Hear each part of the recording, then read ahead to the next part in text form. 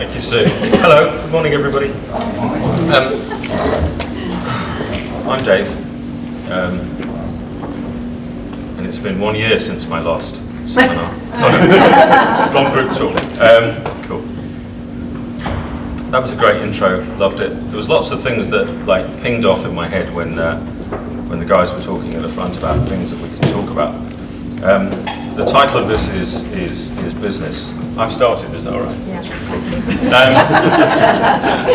And I guess one of the first things that twigged was, mostly when I sit with organizational leaders or business leaders, it doesn't matter really. My work is split into business and schools, but mostly with leaders and their teams.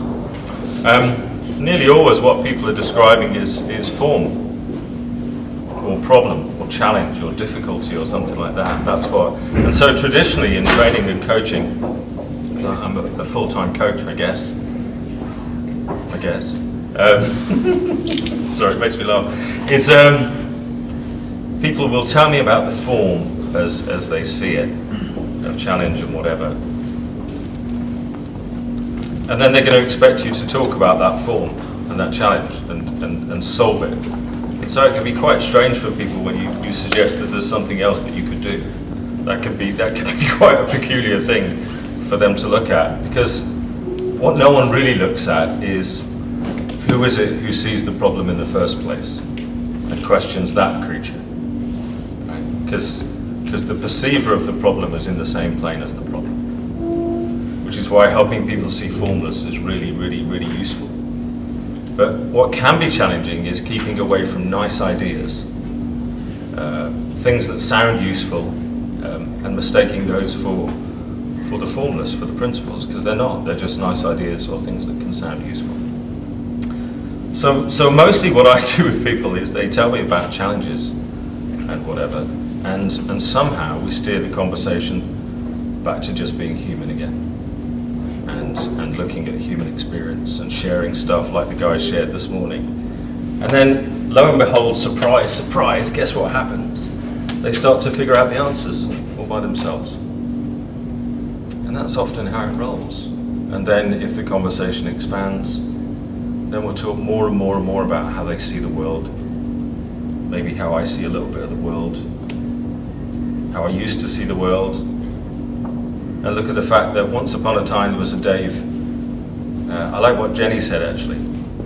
That's how she sees it now, and she saw it before. But it's kind of Jenny who sees both of those changes. You see where I'm pointing? So there's something before the form that appears to change, which is where the conversation gets really interesting. Your go. Thank you. I'm glad I got permission.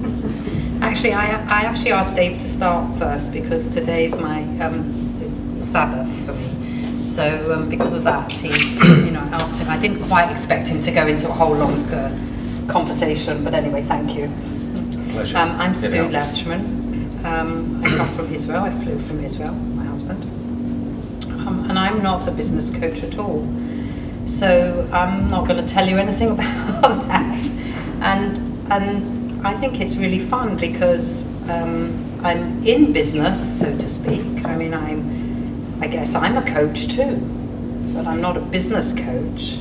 I don't even think I'm a coach, actually.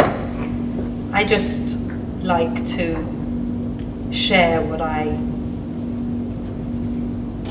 heard, what I understand of what we call, the 3 principles. Some people call innate health. And I just realized that, there's this word we've called this topic business, but actually business is no different to relationships, which is next door, or to well-being, which is not today, but maybe later. Oh no, maybe the next session, whatever. And it's just all the same. It's just our take on it that's different. So, for example, for me, when I first started to think, well, I need to make this into a business and not just go around doing stuff for free or whatever, I got into my head about it. I started to really panic about it. Well, how are you going to do that? What do you have to do? You have to do something.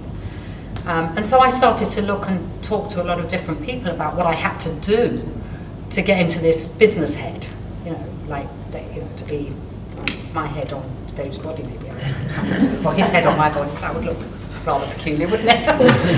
There's a Photoshop opportunity. And we'd have to get rid of the red shoes, of course. No. But really, I started to look all over the place, outside of me, to see what I needed to do to become a businesswoman.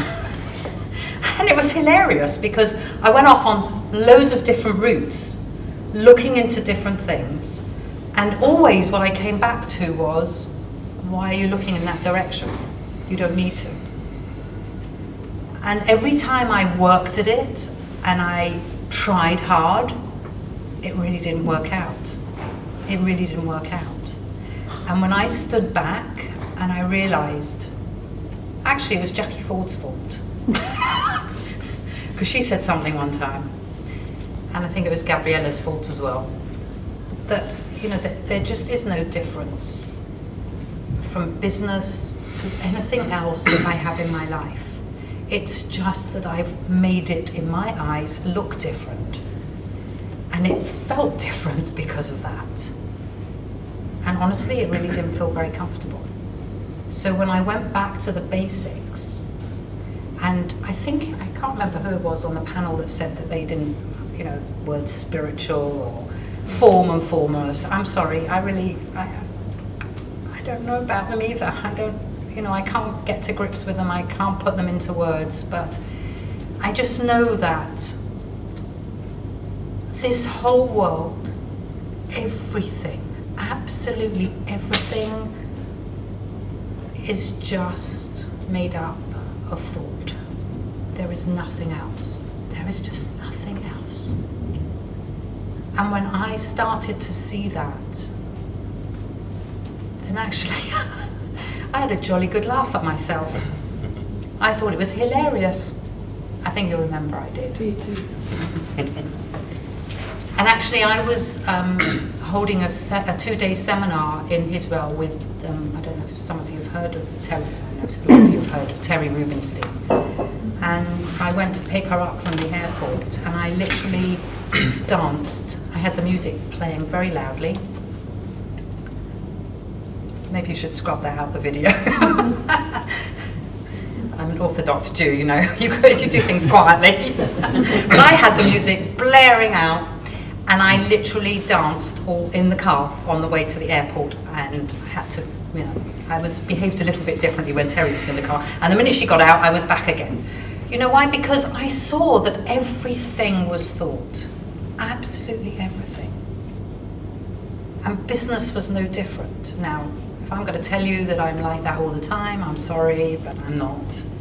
I get right into my head about it. How am I going to make this? How am I going to do that? Who's going to listen to me? Who am I? What do I know? Am I enough? All that. But the basics, when you come back to the basics every time, it's no different from anything else that plays out in my life. It's all thought, nothing else. Absolutely nothing else. And that's what I learned since last year. Big time. Sounds like it's quite useful to know.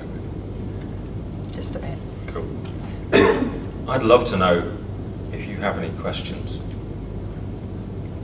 or what's on your minds. So to me nowadays, even this whole kind of environment is just really weird. The notion that there's people here and out there, we're just people. We're lifing together. That's what we're doing. Peopling and lifing. It's this whole divide thing, and I know what it's for, because we're here and there's a camera and they're going to record it and it'll go on the site. And somebody contacted me a while back and went, "Oh, I saw your thing on Viva. It was rubbish." And so we know that we're out there. We're doing the whole visibility piece and all of that, but we're just humans together. This whole divide is just all so bizarre. It's like all the stuff that I run with leaders and whatever, and nowadays tiny bit with other coaches as well, because I'm still not sure what that word means, but people like labels so they can call you something, so they can pay you. It just kind of helps. It's really people talking about what's going on for them. So I'm just wondering whether, and there may not be, I'm not like projecting it into the room, but I just wonder whether somebody's got something they'd love to ask or would be really useful for us as people to look at and talk about. Yeah, look, you see, there you go, you have. Sorry, Lee. Just wondering, as you're approaching institutions, Yeah. you know, your idea is that ultimately you kind of want them to get a glimpse in some way of this. How do you begin approaching institutions that may see this as kind of, they may see this as not what they want? Cool. Lovely question. Lovely question. Do you want to pick that? I mean, I can't tell you that I'm an expert on going into institutions, but I do know something that I learned very early on, actually. When I said, and I don't know if this is going to be helpful, so I'm putting an apology at the beginning, so, so you can get it. So lets me off the hook in a way. But I remember asking, how do I speak one-to-one with someone and then transfer that to a seminar or a workshop, whatever you want to call it, you know, a group, you know. And I was told this, and it was really helpful for me, that what's the difference? What is the difference? The only difference is what's up in here. That first, that we think that we need to get something across and make a point, that they have to hear something that I know, but I don't know anything. I really don't. So I've got there's no point. I can go and have a chat with them, conversation with them, and to me it's all about connection, but I don't need to go and teach or tell anyone anything. And the other thing that really sort of was extremely helpful for me was that it's no different speaking to one person than an institution or a group of people, because instead of putting your arm around one person, I'm just putting my arm around all of you. So, you know, I would just go in and have a conversation with somebody if it felt to me like the right thing to do. And in my eyes, at this moment, and I might tell you something very different in an hour or so, but it seems like it's the same as talking to anybody. And as long as I go into anything without an agenda, then I found for myself that things happen. If I go in with an agenda to speak to anyone, if it's one-to-one or if it's in a group or getting together a seminar, if I've got an agenda, then it doesn't always work out, or it certainly doesn't work out the way I've expected it to. I don't know if that's helpful. Just thinking about, that initial knock on the door, the initial phone call, what do you want? Well, if I haven't got an agenda, well, I'm not really sure. So why do they want to hear me out? Do you advertise yourself as a business coach and leave the 3 Ps kind of completely somewhere else? Oh, me? Yeah. Oh gosh, no. I'm not thinking. No, I'm not a 3 principles business coach. I don't even know what that is. That would make no sense to me at all. So, one of the things I notice, and this might be the most annoying answer ever, so I'm really sorry, is that we're in the habit of asking questions about something that's at some completely illusionary point in the future.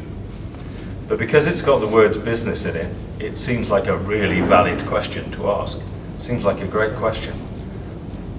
But I don't even think it's necessarily a great question to ask, actually. I get asked that question a lot, and I hear that question a lot, and I reckon I'd probably find some videos that I'm on of answering that question, but like right here, right now, it's kind of like, I wonder which spoon I'm going to serve the roast potatoes with on Christmas Day when I make lunch. I don't know, I'm not there yet, but I've got a bunch of spoons that I could use. And so like, how would you do something at some point in the future that you don't know anything about you. If you looked at that as a data set, do you know what I mean? There's so much missing information in that. It's like, I don't know. So I'd probably ask a question. Like, so I'd ask you, whose door would you love to knock on and why?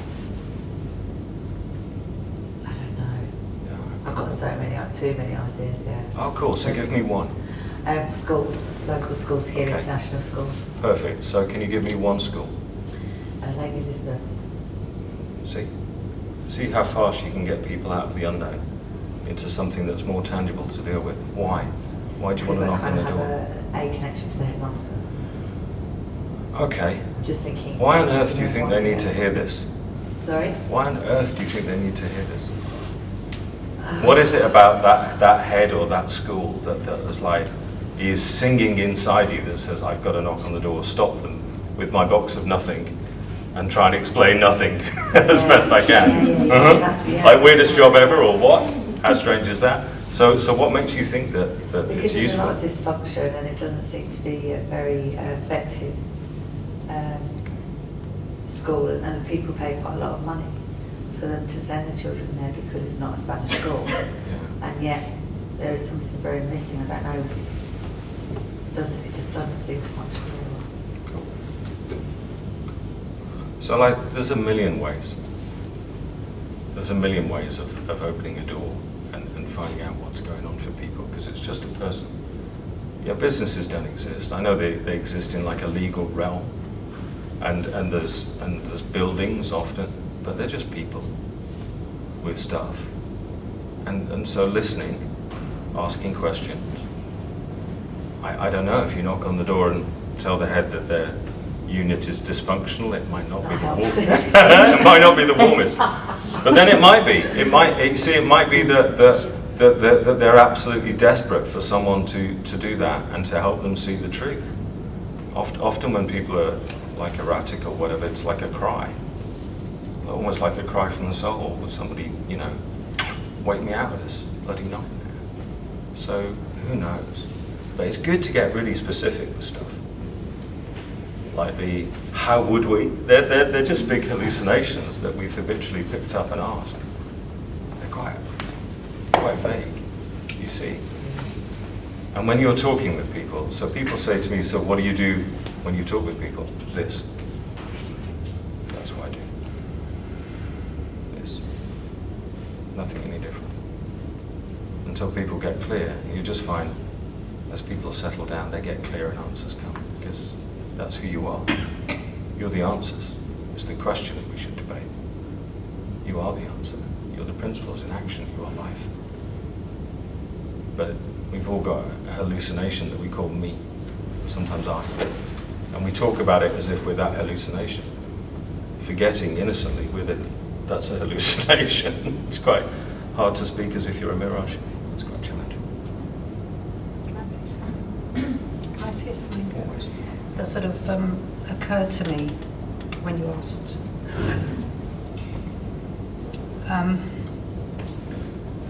I've had hundreds and hundreds of different ideas. And, I've had hundreds and hundreds of different ideas.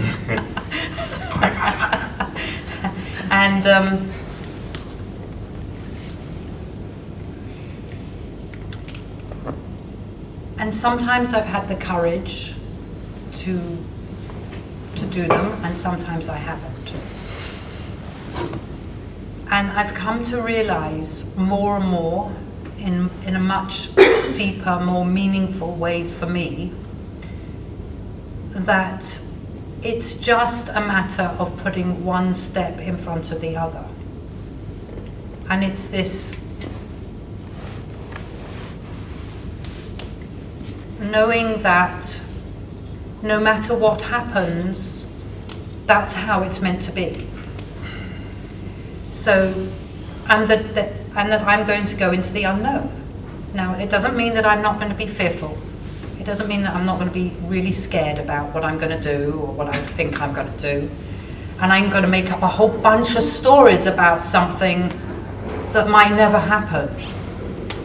But I do know that there are certain things that I've moved forward on, and it's been really interesting. You know what? I think it's really what Jackie was saying earlier. with going with the people of the Scottish Parliament. It's like she's put one step in front of the other and moved forward, and there's something about it that's propelled her to do it. Now, after that initial thought of, oh, that's a really cool idea, isn't it? Am I allowed to use that word, cool? It wasn't fashionable last year, maybe it's come back in again this year. But, it seems really cool idea to do something like this. But afterwards I get all this thinking, oh, come on, which is what I was saying before, really? You really think you can do this? Well, what have I got? What can I tell them? Who am I? Why should they listen? And then this other thinking comes in, well, but I know this could help. And honestly, for me, there is most definitely a different feeling to it. There's this feeling of that idea that I've had, that if I go back to that every time, it has a feeling of, oh yeah, all right, yeah, let's go. This is it, anything like that. And all the stuff that comes in afterwards is my personal, what I call my personal thinking, my chitter-chatter, the brass band playing in my head that's telling me, oh, get on, Sue, you've got no right to do this. Who the heck do you think you are? Just keep quiet, get in the corner like you usually do, you'll be okay, Just put one foot in front of the other. If it feels right, go and do it. What's going to happen? Someone's going to close the door in your face. Okay, what does that mean? They're not ready to hear it. That's not up to us. Thank God it's not up to us. We don't have to be worried about who's ready or not ready. I've got something up above my desk that says one step in front of the other. I look at it every day. Don't always do it, but it's there. It's a reminder. Yeah, Jackie. I was just going to add in, I loved what you said there, Sue. There's a playfulness that we forget about when we start to think about business or helping people, that we tend to get very, very serious about it. And when you feel yourself getting really, really serious about something, that's the point you realise that you're in your personal thinking. As Sue said, look for that easy, look for that feeling. Every single one of us in this room has something that we find easy that somebody else would find difficult. Do your easy. That's where the magic happens. Do what feels good for you, and you'll do it in a light-hearted way and not be attached to whatever's going to happen. I've had people put stopwatches on me, like I'm only allowed certain amounts of time. I've had people... Oh, you saw that I did that, sorry. Oh, sorry. I've been laughed at. I couldn't tell you the number of things that have happened that I've actually found really amusing. Before I would have been horrified, but I found them amusing because it tells me more about the other person than it tells me about myself. And when I see that, that's a place of compassion, not a place of hurt or anger. So people reveal themselves to you all the time, no matter what you're doing, whether it's in business or in life, because there is no difference. So just go and have fun and be naughty with it and see what happens. Yeah, they make that you easy. Exactly. I love that. I'm as antagonistic as hell. I take the piss out of stuff. I find systems, dogma, and all that stuff hilarious. It just cracks me up. I just like, why would anybody bother with any of that? So mostly when I go into businesses, the first thing I look around is see if anybody's having any fun, and usually people are just like, shit, what are you doing? Why are you doing that? Why do you want to spend your day like that? It confuses the living daylights out of me. Now, I actually don't mean that disrespectfully, if that's how they want to have a day or whatever. It's just not how I want to have a day. That's just not how it works for me. So I don't try and make it work like that. Because I'd be, like I think Jackie said earlier, or somebody said about like swimming upstream or whatever, pushing against. I don't want to do that. I just want to, like, next step, next step, next step, next step, next step. But what we miss over and over is that often the next step we're taking is hallucinating about something, treating it like it's real, and putting a ton of energy into that, which you could call personal thinking or hallucination or whatever, the word you want to use it. But that's the doing we're doing at that point. If you were to write a diary, I got one of my clients to do this who was really prevaricating about stuff. And I got them to write a diary and it was like, 10 till 10:15, get anxious. Seriously. 10:15 to 10:45, be anxious about the anxiety. Yeah, anybody else done this? Yeah, 10:45 to 11 o'clock, look back at diary and wish I hadn't spent half an hour. And that's the madness of being a human being. We do that, but we forget that that's what we're doing.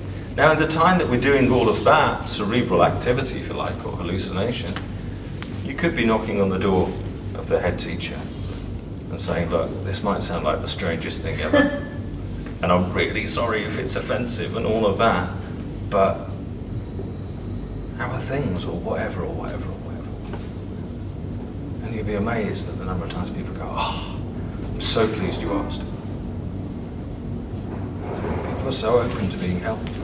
They're so open at the moment to being helped. If we could call this helping. So, just a quick question, really. Yeah. How close would you say you were to this kind of feeling state and understanding before you? I'm assuming there was a point at which something shifted for you because you heard something about the principles. I just wondered, were you already close to this, and this was, or not?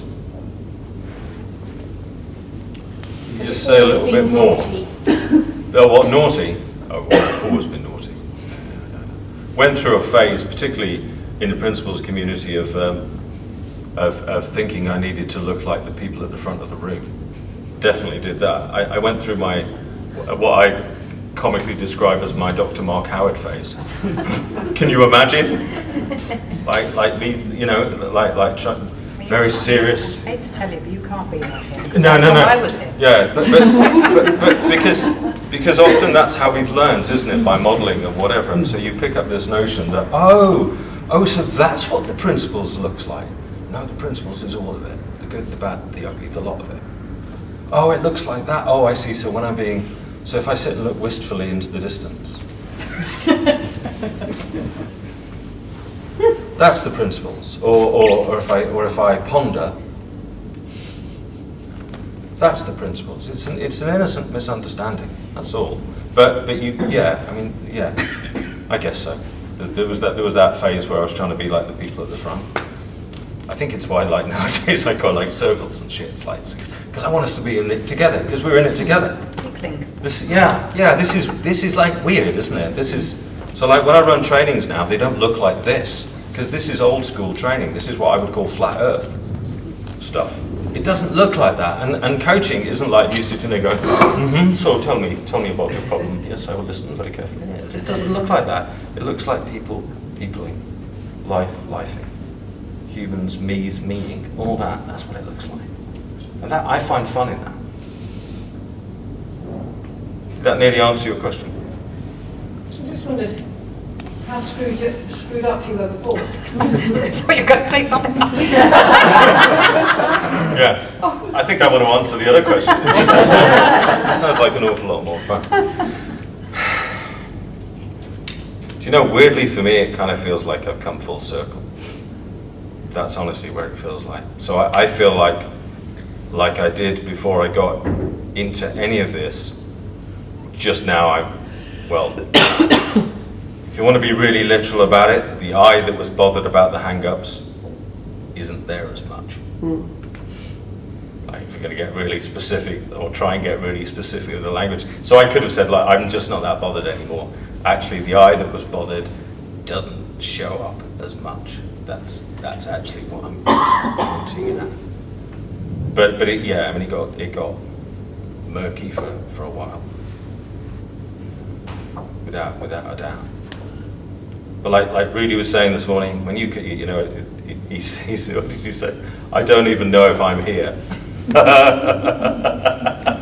That's so true. It's like the me that thought it was around a lot.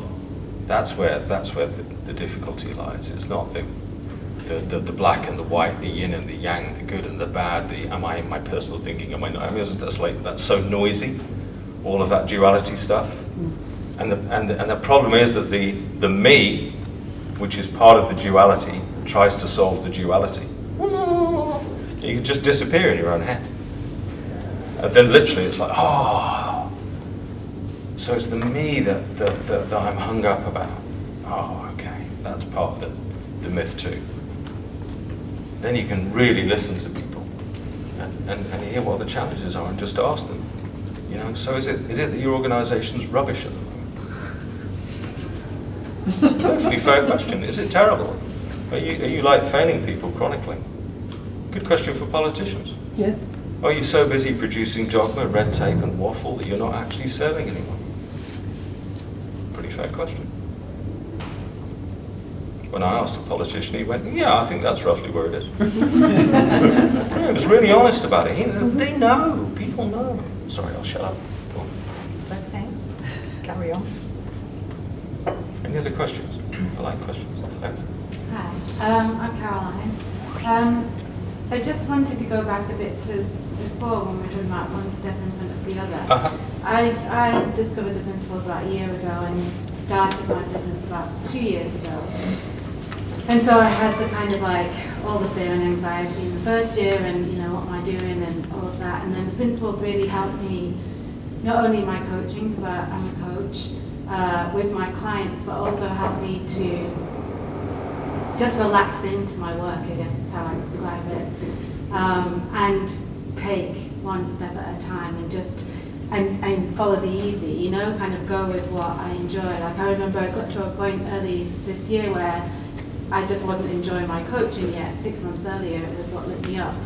And then realizing I didn't have to keep doing things the same way. I could just do something different. And I decided to create a course. And there was so much energy and so much, energy, wisdom flowing through me as I began to create that work. But what happens, and I guess my question is, what do we do when we put a structure in place that has us have, you know, a number of deadlines, expectations of other people, all of that stuff, and then halfway through the process, it's not so easy anymore, and I'm not enjoying it as much. And it wasn't necessarily fearful thinking or anxiety about not being good enough. It was just kind of, I'm done already with this now. I've been working on this for months and months and months, and I was really aware because of my understanding. I mean, what's my thinking about this? But I just wondered for myself and also in helping my clients with that, when you're locked in a sense, committed to something that no longer feels easy or enjoyable, like where do we go with that? Can I take you back? Yeah, no, makes perfect sense. Okay. Right. Can you hear that Caroline said, when wisdom is flowing through me? So which is she? See, you're the wisdom, right? Me is the one who's going, it's easy, it's not easy, it's easy, it's not easy, it's easy. Duality, your wisdom. And I guess you'll have multiple experiences of the project, but your wisdom.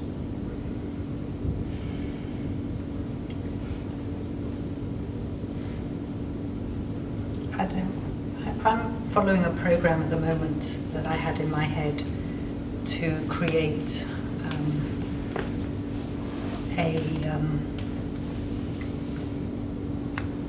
a program, a course for mothers. And I've been working on it for quite some time.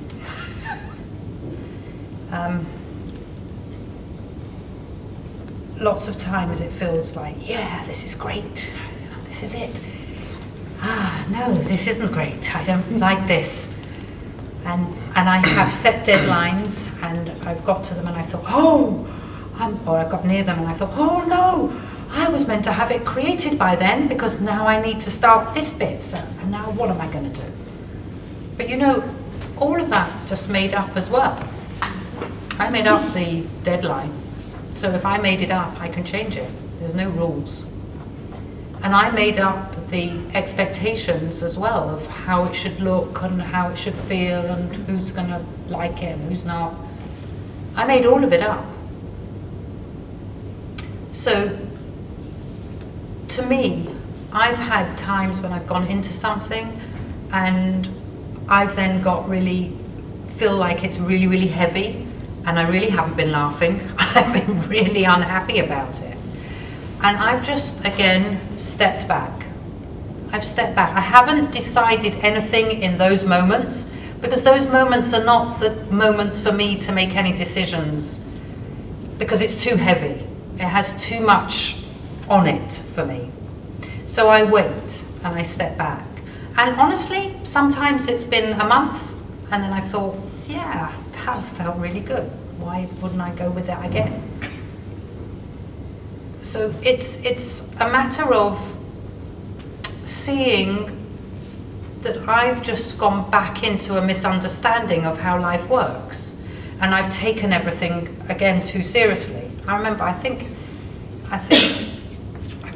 remember, but I remember thinking one time, you know, my husband's here, but he's not in the room, so I can say it. Yeah. But, Like yes, it, I know. like it stuff. How much would it cost to turn it off? No, but he, you know, when he makes jokes, and I don't find them very funny. And then one day I woke up and the same joke, you know, over and over again, and I thought, oh, that's really funny. I started to laugh. I said, that's really funny for you. That's really good, isn't it? He said, oh, Funny for you. I've been saying that for years. So, you see, I realised that I was so into how I thought he should behave and how it should be, and my expectation of something. I hadn't seen that there is a lightness to it. And that when I get down into things and it's heavy, that's just me misunderstanding something. I've just misunderstand how life works again. And that's okay, because you know what? I'll see it again sometime. I don't know when, but I will. And that's the beauty of being human. Sometimes we see it and sometimes we don't. That's why we can't go into a school or something and say, I've got this to teach you because you're going to see something different, and all the pupils and all the parents are going to be different. We can't say that because we don't know that. Because we could be talking for years and someone might not hear something, but that's not down to me, thankfully, again. I just know I just step back out sometimes, you know. Sorry, interrupted someone. No, it's fine. I interrupted you, sorry. No, it's just recently I was at a talk or an event where there were a number of authors, writers, and they were talking about endings and how to develop an ending. Well, they weren't just talking about endings of novels, of bits and pieces, or whatever they're writing or whatever. Anyway, one lady stood up and she was talking, saying that she was in the middle of writing a biography about, I don't even know who the guy was, he's a philosopher or something, but he's famous for never actually finishing anything that he ever put pen to. And she, you know, she was saying how people were saying, you know, why are you writing a biography about this guy? Like, he never finished a thing. He was a failure. And she said, no. Like, his ideas were all great, and the fact that he never actually finished something has meant that other people can pick it up and move on with it. Do you know? And he was a genius, but he never finished it. It doesn't make him a failure. He started something.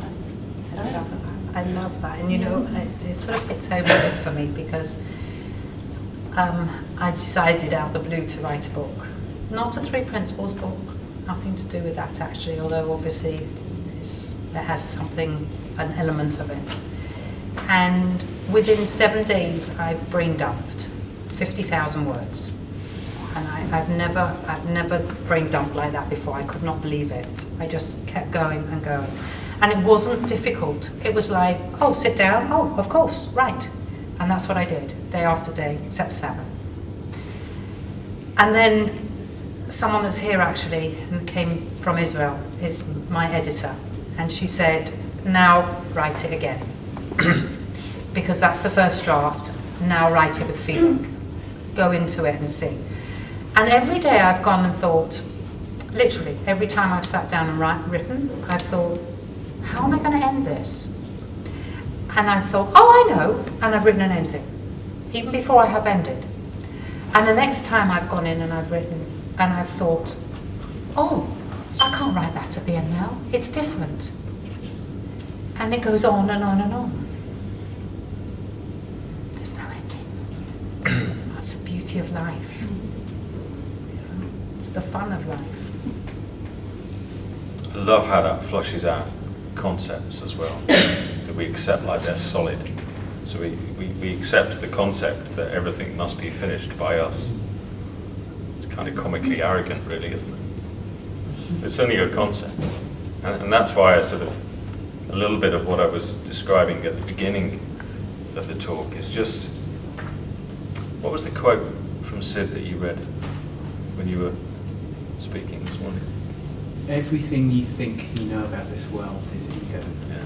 Like, any time I pick up of any of Sydney Bank's stuff, it's like truth punching you hard and square in the nose. And the majority of what we listen to, well meant, etc., is good ideas and concepts. But when you listen to him, you hear truth. When you hear truth in others, he heard truth in others. But these concepts get caught in, even like the being human concept. There's more there to look at. But we kind of park our exploration of the concept and go, and then start talking about the concept as if it's form, as if it's solid, as if it's real. It's only a concept. And it can be superseded by another concept at any point. So it's such a wonderful dance that we can have with people. And it doesn't matter whether their title is CEO or teacher or guardian of the universe or whatever it is. There's a dance that you can have, there's a conversation, there's a magic that you bring forward in your being. It can be life-changing. Which is kind of cool, really. It's a way of spending your day. How are we doing for time? It's just 16 past, you've got till 25 past. Oh, cushy. Can I say something? I love, when I'm listening to you both in your stories, what I'm really seeing is an implication of seeing this. When you've got less on your mind, you just tend to have more fun. Not just you, but everybody. You're just more enjoying what's happening because you're not thinking about everything so much. And also, I love what you said initially about beyond the form is like the humanness. Because I've worked within 3 big organisations, and all 3 have come to me because of my human connection with somebody that I knew within the organisation. It hasn't come from me having cool websites, knocking on doors and approaching people. And I'm not saying you shouldn't do that because there's no rules. You can do anything that you feel you want to do. But me personally have just come because I've known people. I've had no agenda. I've just been talking about what I do. And so I'd love you to come in to do training. So again, there's no rules. If I had a website and knocked on doors, maybe I'll be doing more work now. That's what I mean. As soon as you say something, we can think, okay, that's how to do it. And what I'm saying, there isn't actually a way to do it, but there's your way to do it, and that's how you should do it. And it's going to be different for everybody. But again, I loved, your story about the car, that you were just kind of dancing in the car, and your playfulness, because it's such an implication of understanding this, the fun in life. Well, I love that really. When you're, young, Yeah. you don't have this character who's giving you feedback on how you're being moment to moment in your own mind. You just don't have it. So you're like, whoa, a sock, cool, or a box, or that experience where you give a child something and they look at the toy and go, box, yeah, and in your play, and so that's me much closer to who we are before we start creating any of this stuff in our minds. And yeah, when we've got less on our mind, I think the less we've got is that character of ourselves that we've created. But that character looks really real. It looks like it's something we should take seriously. You know, if there's a camera there, you should be very serious, and I should think about my reputation for future clients and shit like that. You know, and I certainly shouldn't say shit, particularly not twice on the camera. That would be bad. And all that stuff. It's easy to get caught in that noise and in that story. But it's life. This is a dance. But when you forget who you are, or you buy into the story of who you think you are, and that story of who you think you are starts judging all the other stories of thought that you've got, then it gets really bloody muddy to wander through.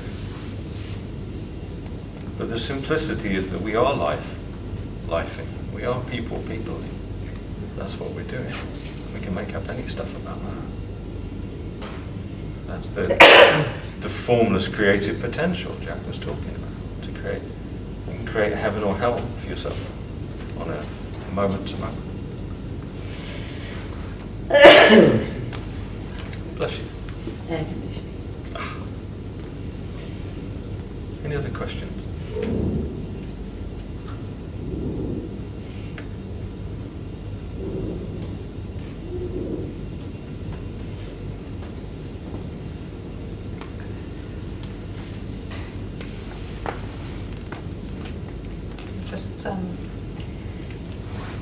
Just to go on from what you're saying, Rudy,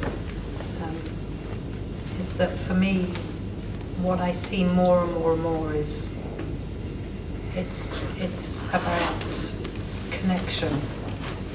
And what you just said sort of makes so much sense now to me, but it didn't years ago, when I used to think, oh, you have to have a website and you have to have business cards. So the first thing that I did was I told my son, please, can you make me business cards? Yes, of course, Mummy, no problem. And he made them. And I had all these shiny things, and I got different boxes to put them in as well. I got lots of nice boxes. And I had all this different, and in the end I had like 5 different types or 6 different types of business cards. And then I thought, well, I don't really like that website. I'll take that down and I'll make a different one. And hello, where was the work? You know, because I had put all my energy, all my power into that time, thinking that that was the way forward, that that's how people would connect with me. And I'd forgotten that there's the human part of connecting, which is just going and having a conversation. And it doesn't matter what you're going to say, because you know what? There's something in us that you can feel when there is well-being there, when people, you know, when you're not in your head, I mean, when you're not, you know, when you have those quiet moments, or quieter moments even, that there's a feeling to someone. I went with someone once and I could actually feel it like electricity coming out of her. And I thought, oh my goodness, she's in such a good place at the moment. It really touched me. Really, it was like electricity. So to me, it's just that human connection, whatever human is. I don't know what his version is, but anyway, human connection is what it's, to me, at this moment, as I sit here now, is what it's all about. If I come back here in another, you know, tomorrow, I might say something slightly differently. But that's how it looks like to me. It's human connection that's where it's at. So then I don't need to worry about anything, because if I just need to have a conversation with someone, like a friend, and I'm putting my arm around you all, then that's easy, isn't it? I think. But you know what, working on a website, oh my gosh, that ain't fun. All the copy and, yeah. And it's not fun doing some things for a course either. You know, I've got really held back with a lot of techie stuff. I don't understand. I'm not a youngster. I've got no idea, really. But, you know, something came into my head that you can't do it, girl. So I gave it to someone else to do. And that helps me to move along and to have the connection and to speak to people and say, what do you want? What are you looking for? How's this going to help? Will this help? You know, that sort of thing. I think we're at time. So thank you for your time. you.